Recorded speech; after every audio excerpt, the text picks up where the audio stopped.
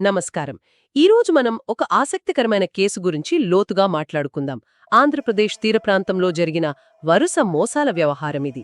అవును, వంచన జానకి నేర చరిత్ర అనే ఒక నివేదిక, ఇంకా పోలీస్ కేస్ ఫైల్ #2025-06-07-42 ఆధారంగా మనం దీన్ని విశ్లేషించబోతున్నాం. ఇందులో ప్రధానంగా ఇద్దరు కనిపిస్తున్నారు. ఒకరు జానకి అనే మారుపేరున్న యువతి. ఇంకొకరు సందేహితుడు ఏ అంటున్నారు, వయసులో కొంచెం పెద్ద వ్యక్తి. వీరిద్దరూ కలిసి అమాయకులను, ముఖ్యంగా వృద్ధులను మోసం చేసి డబ్బులు, నగలు దోచుకుంటున్నారని ఆరోపణలు. అవును, అసలు వాళ్ళ పద్ధతులేంటి, దొరికిన ఆధారాలేం చెప్తున్నాయి, విచారణ ఎలా సాగుతోంది, ఇవన్నీ చూద్దాం. ఈ కేసు వెలుగులోకొచ్చింది మే 28, 2025 నాడు కదూ. అవునవును, సీసైడ్ కేర్ హోంలో ఉంటున్న హరిరామ్ అనే 78 పెద్ద ఆయన ఫిర్యాదు చేశారు. ఏం జరిగిందంటే, ఒక అమ్మాయి వచ్చిందట. తనని తాను దూరపు బంధువునని, మనవరాలని అని పరిచయం చేసుకుంది. చాలా నమ్మకంగా మాట్లాడిందట. ఆ తర్వాత ఆ పెద్దాయన చేతికున్న దాదాపు 20 లక్షల విలువైన ఉంగరాన్ని మాటల్లో పెట్టి తీసేసుకుని వెళ్లిపోయిందట. అబ్బో, ఆ అమ్మాయే ఈ జానకి అన్నమాట. అవును, అక్కడ సీసీటీవీ ఫుటేజ్ కూడా ఉందట కదా. ఉంది, అది చాలా కీలకం కూడా. ఆ ఫుటేజ్లో ఈ అమ్మాయి ఆయన దగ్గర మోకాళ్ల మీద కూర్చుని చేతులు పట్టుకుని ఎంతో ఆప్యాయంగా మాట్లాడటం చాలా స్పష్టంగా రికార్డైంది. ఓ, తర్వాత ఉంగరంతో సహా బయటకు వెళ్లిపోవటం కూడా కనిపించింది. అసలు ఈ జానకి ఎవరు? రిపోర్ట్ ఏం చెప్తోంది? నివేదిక ప్రకారం చూస్తే జానకి వయసు సుమారు 16 నుంచి 20 మధ్య ఉండొచ్చు. చూడ్టానికి అమాయకంగా, ఆకర్షణీయంగా ఉంటుందట. ఎదుటి వాళ్ల మూడ్ని బట్టి, వాళ్ల ఎమోషన్స్ని తనకు అనుకూలంగా మార్చుకోవటంలో చాలా నేర్పరని తెలుస్తోంది. అంటే బాధితులను బట్టి నటిస్తుందన్నమాట. అంతే, బాధలో ఉన్న చిన్న పిల్లలాగానో లేదా ఎవరో తెలియని బంధువులాగానో నటిస్తోంది. ఇక సందేహితుడు ఏ విషయానికొస్తే, ఆ వ్యక్తి ఎవరు? వయస్సు 40-55 మధ్య ఉండొచ్చు. బహుశా జానకికి తండ్రిలాంటివాడా లేక సంరక్షకుడా అనేది ఇంకా స్పష్టత లేదు. ఓకే. మొదట్లో ఈ మోసాల వెనుక ప్లానింగ్ అంతా ఇతనిదే అనిపించినా ఈ మధ్య నేరాల్లో మాత్రం జానకిదే ప్రధాన పాత్రలాగా కనిపిస్తోంది. అంటే వీళ్ళ మోసం చేసే పద్ధతి, మోడస్ ఆపరెండి చాలా పక్కాగా ఉందన్నమాట. అవును, చాలా స్పష్టంగా ఉంది. ఒంటరిగా ఉండేవాళ్లు, మానసికంగా కొంచెం బలహీనంగా అనిపించే వృద్ధులు, వాళ్లే వీళ్ళు టార్గెట్. వాళ్ళని నమ్మించడానికి ఏవేవో కథలు అల్లుతున్నారట. ముఖ్యంగా జానకి నటన, అది ఎంత సహజంగా ఉంటుందంటే బాధితులు పూర్తిగా నమ్మేస్తున్నారట. ఇలాంటిదే ఇంకో కేసు కూడా ఉంది కదా, ఆ బోర్డ్వాక్ వ్యాపారి సంగతి. అవును, ఉంది. ఒక బోర్డ్వాక్ వ్యాపారి కూడా ఇలాగే మోసపోయాడు. ఇలాంటి అమ్మాయే వచ్చి తన కష్టాల కథ చెప్పిందట. ఎంత పోగొట్టుకున్నాడు పాపం. దాదాపు 3 లక్షలు ఇచ్చేశాడట. అంటే ఎంతలా నమ్మించిందో చూడండి. మరి ఆధారాలు ఏమేం దొరికాయి ఈ పోలీసులకు? ప్రధానంగా ఆ సీసైడ్ కేర్ హోమ్ ఫుటేజ్ ఒకటి, తర్వాత వేర్వేరు బాధితులిచ్చిన వాంగ్మూలాలు. అందరూ ఒకేలాంటి అమ్మాయి గురించి చెప్తున్నారా? అవును, చాలామంది చెప్పిన వర్ణన, ఆ మోసం చేసిన పద్ధతి అన్నీ జానకిని పోలి ఉన్నాయట. ఇంకేమైనా? ఇంకో ముఖ్యమైన ఆధారం, XX374 అనే సగం నెంబర్ ప్లేట్ తెలిసిన వాహనంలో జానకిని చూసినట్టు సమాచారం.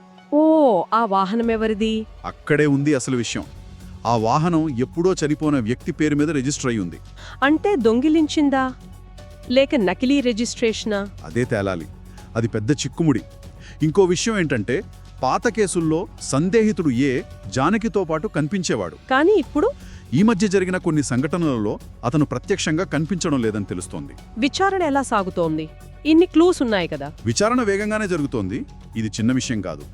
2024 నుంచి మే 2025 వరకు చూస్తే 3 రాష్ట్రాల్లోని 6 వేర్వేరు పట్టణాల్లో ఇలాంటి మోసాలు జరిగాయి. అబ్బా, మొత్తం నష్టం ఎంత ఉండొచ్చు? అంచనా ప్రకారం సుమారు 3 నుంచి 4 కోట్ల రూపాయల వరకు ఉండొచ్చు. అంత పెద్ద మొత్తమా? అవును. తాజా సమాచారం ప్రకారం జూన్ 1న అనుమానితులు తీర ప్రాంత పట్టణంలోనే ఒక మోటల్లో చెకిన్ అయ్యారు. పేర్లు? జాన్, శిరీష అనే మారుపేరులతో గది తీసుకున్నారు. సరే. అయితే జూన్ 4న సందేహితుడు ఏ కొంత డబ్బు, కారు తాళాలు జానకి దగ్గర వదిలేసి వెళ్ళిపోయాడా? ఎక్కడికి? అదే తెలియట్లేదు. అప్పట్నుంచి అతను ఆచూకీ లేదు. ఆ తరువాత జూన్ 6న మోటల్ సిబ్బంది జానకి చేతివేళ్ల మీద కొన్ని గాయాలు గమనించారట. గాయాలా? అంటే వాళ్ళిద్దరి మధ్య ఏదైనా గొడవ జరిగిందా? బహుశా అదే అనుమానిస్తున్నారు పోలీసులు. ఏదో గొడవ జరిగి అతను వెళ్ళిపోయి ఉండొచ్చు. అతను అలా అకస్మాత్తుగా ఎందుకు వెళ్ళిపోయాడు? అదే పెద్ద ప్రశ్న ఇప్పుడు. అవును, అక్కడే కథనం కీలక మలుపు తిరుగుతోంది. ఆ మోటల్ సిబ్బంది చెప్పిన దాని ప్రకారం సందేహితుడు ఏ చూడటానికి కాస్త గట్టిగా పొగ తాగుతూ కనిపించాడట. అదే సమయంలో ఆ ప్రాంతంలోని డాక్యార్డ్లో పనిచేసే కొందరు కూలీలు కూడా అలాంటి వ్యక్తిని చూశామని చెప్తున్నారు. వాళ్ళేం చెప్పాడు? అతను వచ్చి నిజాయితీగా ఏదైనా పని ఉంటే చెప్పుమని అడిగాడట. కాని జూన్ 6న ఉన్నట్టుండి పని మానేసి వెళ్ళిపోయాడట. ఓ, అంటే డాక్ వర్కర్ల సమాచారం ఆధారంగా వెతుకుతున్నారా? అవును, ఆ కోణంలో దర్యాప్తు చేస్తున్నారు. అతని ఆచూకీ కోసం ప్రయత్నిస్తున్నారు. అసలు వీళ్ళిద్దరి మధ్య సంబంధమేంటి? కేవలం డబ్బు కోసమేనా ఇదంతా, లేక ఇంకేదైనా కారణముందా? అది చాలా సంక్లిష్టంగా కనిపిస్తోంది. బహుశా మొదట్లో ఆర్థిక అవసరాల కోసం సందేహితుడు ఏ జానకికి ఈ మోసాలు నేర్పించి ఉండవచ్చు. కాని తర్వాత కాలక్రమేణా జానకి అతని మెప్పు పొందాలనో, లేక ఈ మోసాలు చేయడంలో ఆమెకు ఏదో తెలియని ఆనందం కలగడం వల్లో మరింతగా ఇందులో కూరుకుపోయి ఉండవచ్చు. ఆమె ఒంటరిగా మోటల్లో కనిపించడం, అద్దంలో తనని తాను చూసుకుంటూ ఉండడం, ఆమె మానసిక పరిస్థితికి గురించి కూడా కొన్ని ప్రశ్నలు వస్తున్నాయి. కరెక్ట్. ఇప్పుడు అదే కీలకంగా మారింది. సందేహితుడే ఎందుకు వెళ్ళిపోయాడు? నిజంగా పశ్చాత్తాపపడ్డాడా, లేక దొరికిపోతామని భయపడ్డాడా? లేకపోతే జానకి ప్రవర్తన హద్దులు దాటుతోందని అతనే భావించాడా? అది కూడా ఒక కారణం కావచ్చు. ఆ మోటెల్ క్లర్క్ ఎవరో అంటున్నారట, వాళ్ల గది నుంచి ఆమె నాలా కాదు నాకన్నా దారుణం అన్న మాటలు విన్నానని. Oh my God! ఇది నిజంగా అతని మాట అయితే అతని ఆలోచనలు ఎలా ఉన్నాయో అర్థం చేసుకోవచ్చు. ఈ కేసు విచారణలో మారుపేర్లు, ఆధారాలు సరిగ్గా దొరకకపోవడం, వీళ్లు నిరంతరం ప్రయాణిస్తూ ఉండడం, ఇవన్నీ సవాళ్లే. బాధితులు కూడా కొంతమంది ముందుకు రావడానికి సంకోచిస్తుండొచ్చు. అవును, అది కూడా ఒక సమస్యే. సరే, ప్రస్తుతం పరిస్థితి ఏంటి? జానకి దొరికిందా? ఇంకా లేదు. జానకి బహుశా ఒంటరిగానే ఉండి ఉండొచ్చని పోలీసులు భావిస్తున్నారు. సందేహితుడు ఏ ఆచూకీ అయితే లేదు. పోలీసుల యాక్షన్ ప్లాన్ ఏంటి? జానకి కోసం అన్ని పోలీస్ స్టేషన్లకు BOLO అంటే be on the lookout notice జారీ చేశారు.